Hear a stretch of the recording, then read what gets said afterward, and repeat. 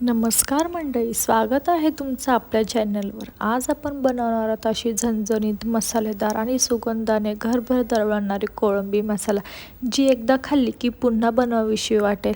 या रेसिपीचं खास वैशिष्ट्य म्हणजे कमी वेळात तयार होणारा गडद मसाला, मऊसर कोळंबी आणि प्रत्येक घासीत मिळणारी कोकणी चव। तर व्हिडिओ शेवटपर्यंत नक्की पहा।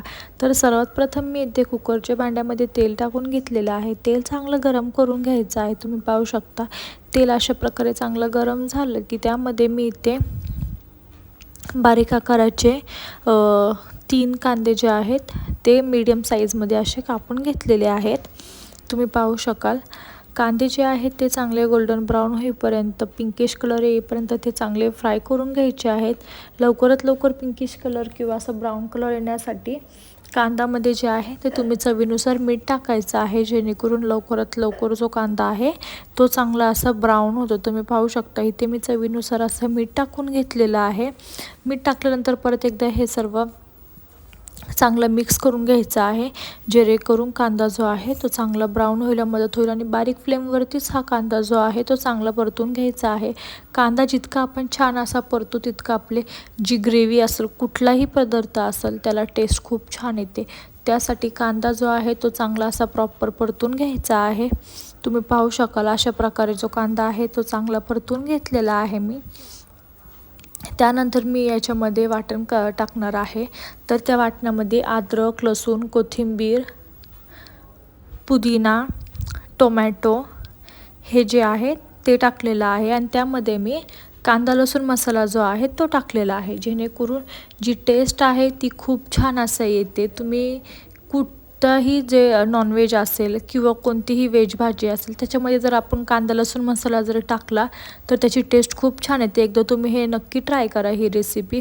तुम्ही पाहू शकता मसाला टाकताच आपला जो मसाला आहे तो किती छान असा दिसत आहे। मसाला जो वाटण केलेला आहे तो चांगला परतून घ्यायचा आहे, त्याला तेल सुटेपर्यंत चांगला परतायचा आहे। तुम्ही पाहू शकता अशा प्रकारे हा जो मसाला आहे तो चांगला तेल सुटेपर्यंत भाजून घ्यायचा आहे। जितका आपण मसाला जो आहे तो चांगला भाजत नाही तोपर्यंत तो परतून घ्यायचा आहे।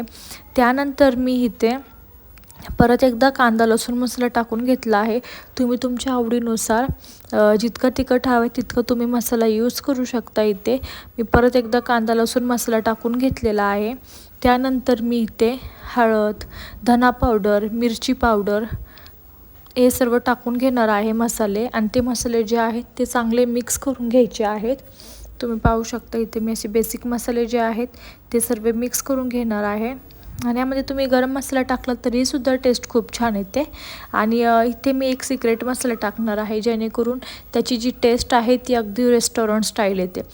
आणि तो जो मसाला आहे तो ऑप्शनल आहे, जर तुम्हाला टाकायचा असेल तर तुम्ही टाकू शकता, नसेल टाकायचा तर काही हरकत नाही। यामध्ये गरम मसाला पावडर जी आहे ती टाकली तरी काही प्रॉब्लेम नाही। तुम्ही पाहू शकता मी इथे मसाले जे आहेत ते सर्व मिक्स करून घेतलेले आहे। आणि हा जो आहे सिक्रेट मसाला, कोळंबी रस्सा मसाला, खूप छान याची टेस्ट येते, अगदी रेस्टॉरंट स्टाईल अशी टेस्ट येते या मसाल्याने।